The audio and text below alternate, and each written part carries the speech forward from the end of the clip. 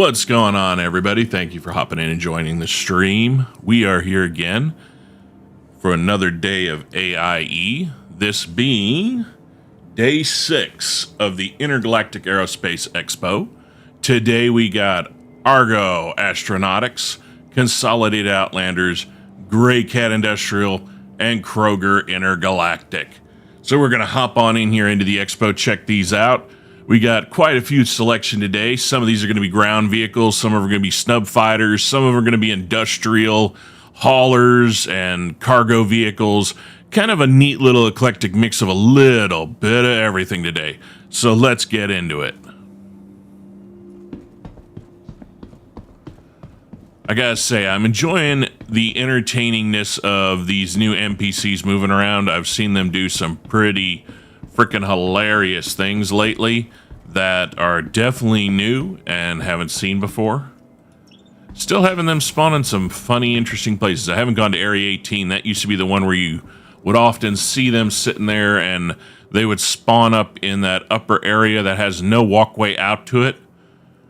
So, guess that's Area 18's version of Survivor, the home game.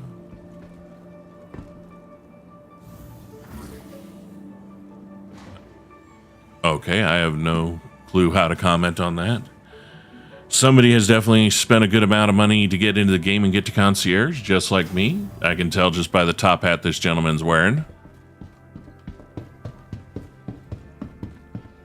Still, I gotta say, the hairdos that they have, some of the hairdos, oh my god. You just gotta sit back and laugh when you see them. Hopefully, down the line, they give us some more hairdos and some better ones. All right, so let's see how they're going to do the layout today. All centered and then in the zones to the right. All right, so it looks like everything we got in front of us is going to be Argo Astronautics. Yes, that's what all these are. Let's go ahead and start here on the far left. We got the MPUV Personal. This is basically going to be a transport. Known as the Argo Personal. So basically this one is going to be just up to straight person in the verse transport. NPC, thanks for knocking me out of the way, jackass. So yeah, this is just going to be simple transport. And then of course in the back, multiple area, basically just moving people in and out. Then you got the MPUV Cargo, which is pretty self-explanatory. It ditches all the seats and gives you a back cargo area. Let's go ahead and check over here, look at the bigger guys. Here we go. Now, this is the Argo Mole. The Mole is a mining vehicle. Now, I don't believe it's going to be the largest mining vehicle in the game, but it might be one of the biggest ones as of right now. As you can see, you've got, let's see here, we got one mining attachment right here that's going to be manned by the person right here. And then it looks like we've got a second one over here. And a third mining arm over here. I have honestly never been in the mole, so I'm not too sure how all of these are going to work. In fact, let's go ahead and take a look inside this sucker. This kind of has piqued my curiosity of how those are actually going to operate. And up we go.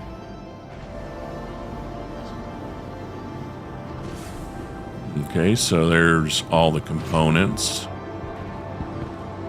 I'm assuming this is how we go in. Huh. Interesting. Very, very, like, complete industrial. All right, so here we go. Yeah, so each side is going to have an entrance area like that. And let's see if we got one over here, just to make sure. Okay. So yeah, it looks like you can actually have 3 people mining at the same time. Wow, that's actually pretty cool. Whoa, whoa, whoa, whoa. Up, stupid. God, I hate when it does that. Give me vertigo in like 2 seconds.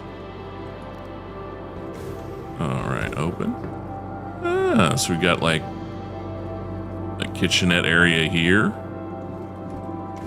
we got on this side? All right, so here are your bunks and your toilet area.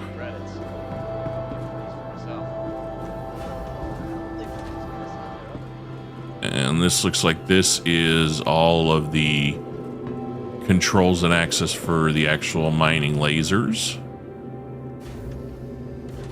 And there's our cockpit. Not a bad little layout.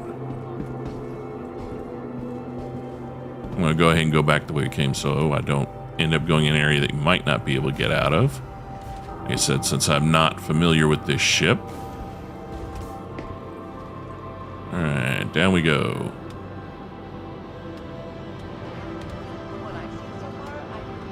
No, do not get back on the ladder. No! Fuck off the ladder. Fuck! Out, out, out, out, no! No, you dumb son of a bitch! Fuck me! Another year. Yes, finally, Jesus, get me the hell out of here. Please, CIG, fix the motherfucking ladders.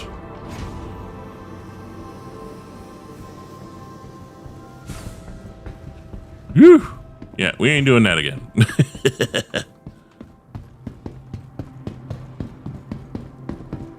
Definitely something to remember if I ever get back in that type of ship again.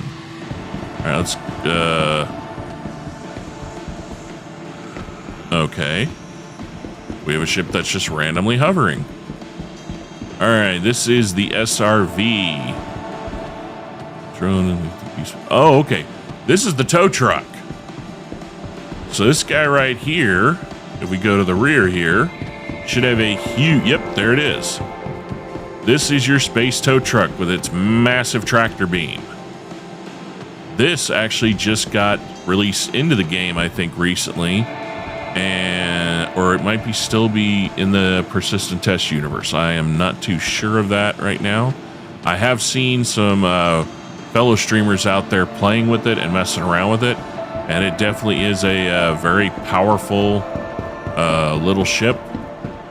Well, I really wouldn't say little, but that tractor beam is no joke. Will you? Man, I just want to hit you. Hey, CIG, the idea of having NPCs block the damn crap I'm trying to read sucks. Give you a little frog kick right in the ass. All right, so the raft is basically the big boy. This is the cargo one. So basically, your cargo gets all loaded into these modules right here. And if I'm not mistaken, this might have a tractor beam system on itself to load and unload the cargo. Most of the time, the plan is when you have something like that and an area to watch, there is a way to actually remove and add on cargo yourself. I will definitely have to take this ship out and mess around with it. All right, let's see what they threw over here. All right, these are going to be your Kruger ships, or Kroger.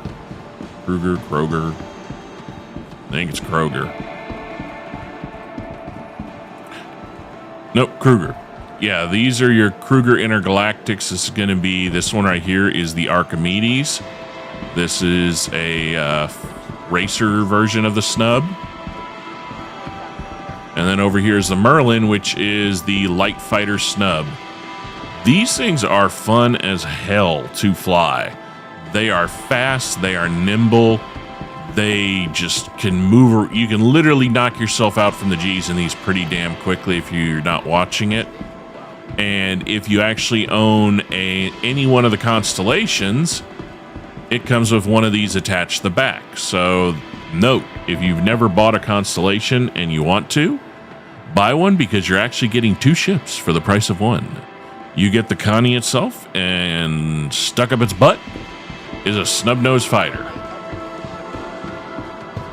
Now let's go see what we got over here on the side. I believe when I looked at the map, the rest of the stuff is going to be over here to the right.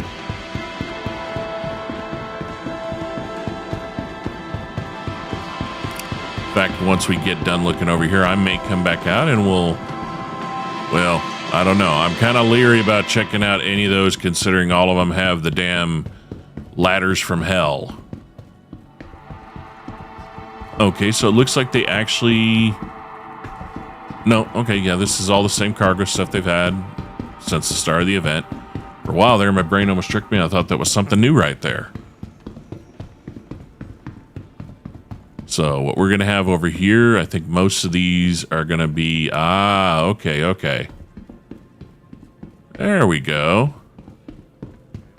All right, so what we got in here is everything from Consolidate Outland, which is going to be all your variants of the Mustang and the Nomad, which I'm not a fan of the Nomad. But then again, when I first got it, it's when I think it first came out, and I was flying it around. It had a lot of issues, and my first landing experience for this guy right here was going into New Babbage in the middle of a snowstorm, and literally I just got smacked into the dock. So I've never flown it since. Maybe I should give it another shot. I don't know. It is a starter ship, so if you're looking at the starter packages, the Nomad is one of the ships that you can get or pick as an option in the starter pack you pick. All right, so we have here is the Mustang Gamma. This is going to be the racer edition of the Mustang. I'm going to say the Mustangs are good-looking little ships. And certain models do have a tiny cargo area. This is going to be the Mustang Beta. And the Mustang Beta is the Pathfinder edition. So as it says here, it's basically going to have longer range for a longer duration of flights. It comes with the standard Taurus jumper engine. So basically this one out of the betas, out of the Mustangs, is going to give you the longest travel of distance out of the box. To get that kind of same effect out of the other ones, you'd have to upgrade and switch out the parts, but that one right out of the box is going to give you a longer bit of travel time than the regular ones, or any of the other variants. Here we got is the Mustang Alpha. This is going to be the light freight, so this one is going to have the cargo carrying capabilities down here on the bottom. It is kind of weird, though, to access your cargo from outside the ship. You've got to open this thing and then kind of do the little shimmy shuttle into it, and then you can actually access it. I hope they finally, down the line, change that, because it definitely is a weird feeling, especially if you're trying to access anything in your cargo area in a non-armistice zone. I can see that as the perfect spot to basically get shot up the ass, and, well, your chance to turn around and get the hell out of there is pretty slim. Here we go. This is the Mustang Delta. This is going to be your light fighter. This thing is very nimble. It does not... well, no, I think they actually changed this. I think this might have gotten buffed a little. Benefit of the Mustangs, I will always say, is from the front when they're coming at you, they do have a more compacted profile, so that does help. And then you got this amazing canopy where pretty much you can see everything around you. Let's go ahead and take over here. So, like I said, this is the Nomad, and the Nomad is one of your starter ship options when you're looking at it. It is a light freight. It does have a very unique look. That's why you hydrate. So yeah, basically you got like the whole back area here. I'm trying to remember the actual entrance to the ship. Like I said, it's been a while since I messed around with one of these. That's just a rent.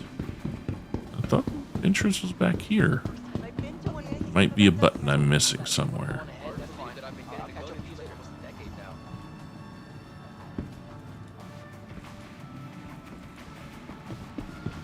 Yeah, apparently I'm missing something somewhere.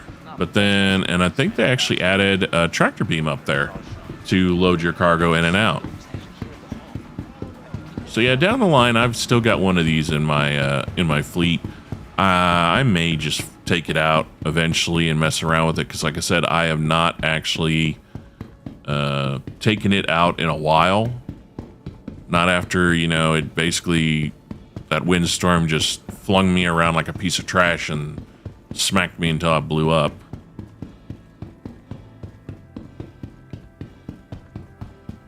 I really would love to go into these two, but as we just saw, to really explore them, I'd have to go up the ladders, and I believe the ladder loadout is pretty similar between all three of these ships.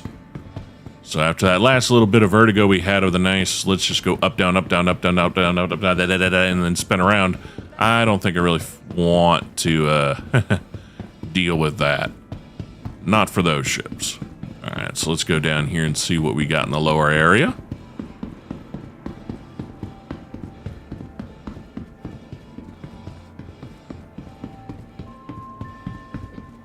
All right, so these are going to be the rocks. There are 3 different variations. Oh, sorry, the rock has 2 variations. These are mining vehicles. So yeah, you've got the mining one, and then the standard rock is... Yeah, they're both for mining. I think just different variations on the loadout of the type of mining lasers or equipment that come on them. Then over you have the STV, which is just a little general transport, kind of like the mini Cyclone in a sense. And then you have the PTV, which is the space golf cart, which they actually have a track now where you can race these guys around, and it's pretty fun. I will say though, they they will turn and spin on a dime. I was actually pretty thrown away the first time I took them around the track and realized, holy crap, how fast you get up in them. And secondly, how quickly they will just spin around and whack into each other. And then over here you have the hover quads. Your Space Harley. There really is no difference. They just decided, I guess, to put 3 of them out here. They're pretty fun. They do, in my opinion, handle better than the Dragonfly, since the Dragonflies just literally lunge forward every time you just do a little tap on the button to move forward, and they're just like, so those actually have a little bit more control. Oh, we've only got, I know what this is. This is the Pioneer. This ship is going to be a pivotal ship as the game progresses. This is a heavy construction vehicle. So basically, when the new gameplay comes out and base building and outpost building become a thing, you are going to need this if you want to basically build any type of large construction on the surface of a planet or an asteroid. It's very up in the air of what they're going to allow outposts to be built on. I hope they do both. I would love to have like a base of operations here on Microtech on the river on a nice little hidden spot, or maybe up in the mountains where it's always snowing and you can kind of get some camouflage cover from all sides.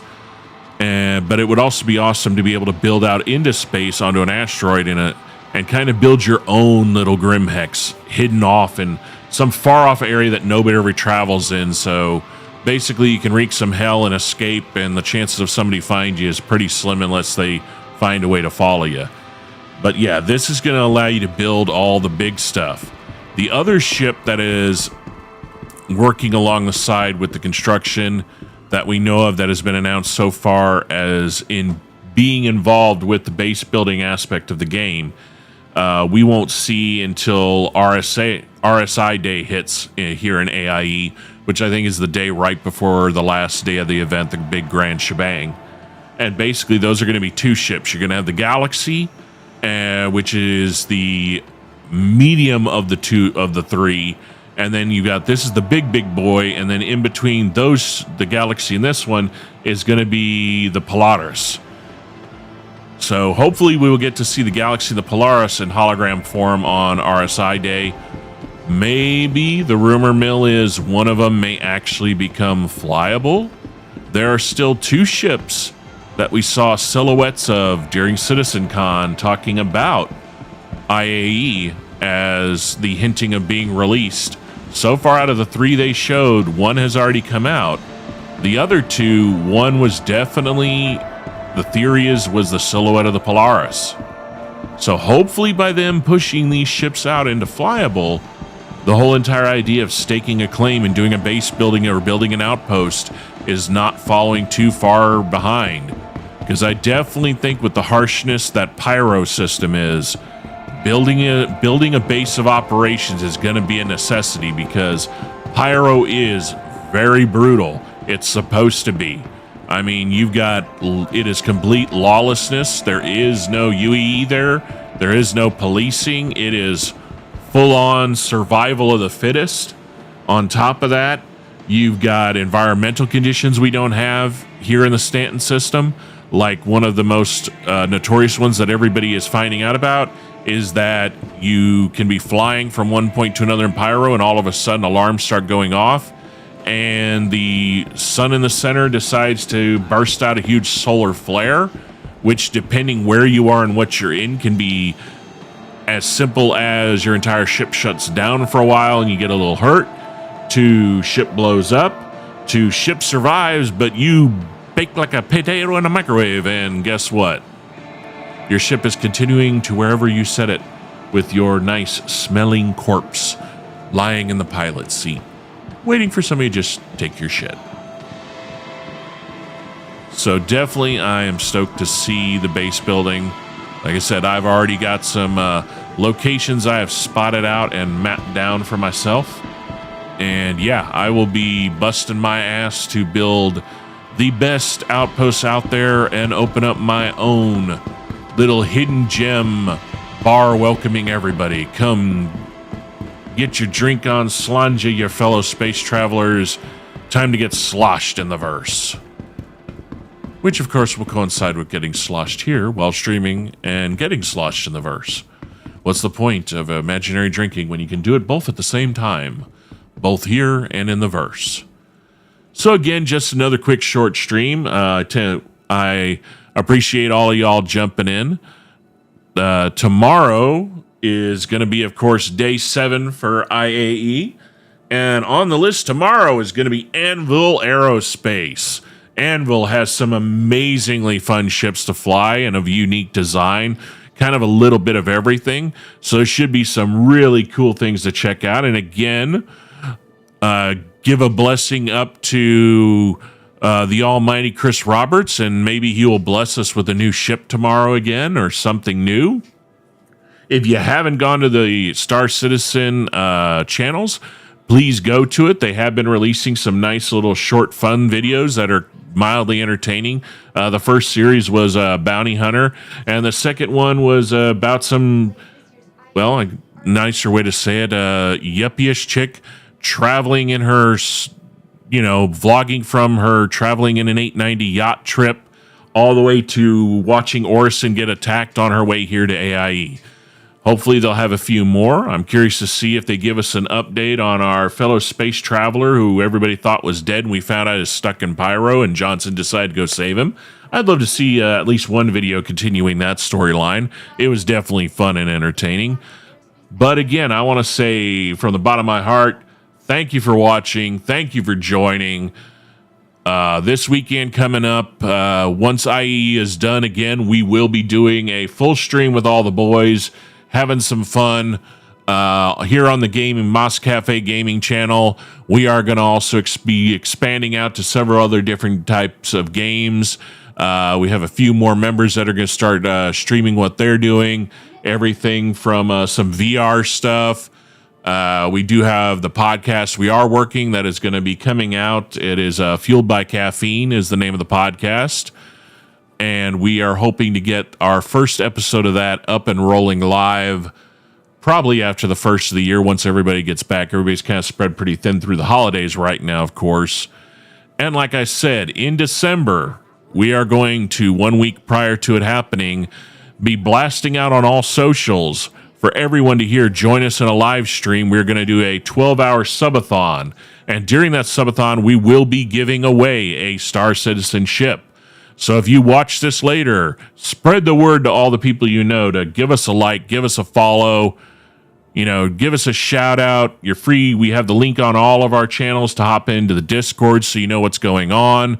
And we will be posting in there about the giveaway, the rules to the giveaway, and of course, when the live stream for that is going to happen.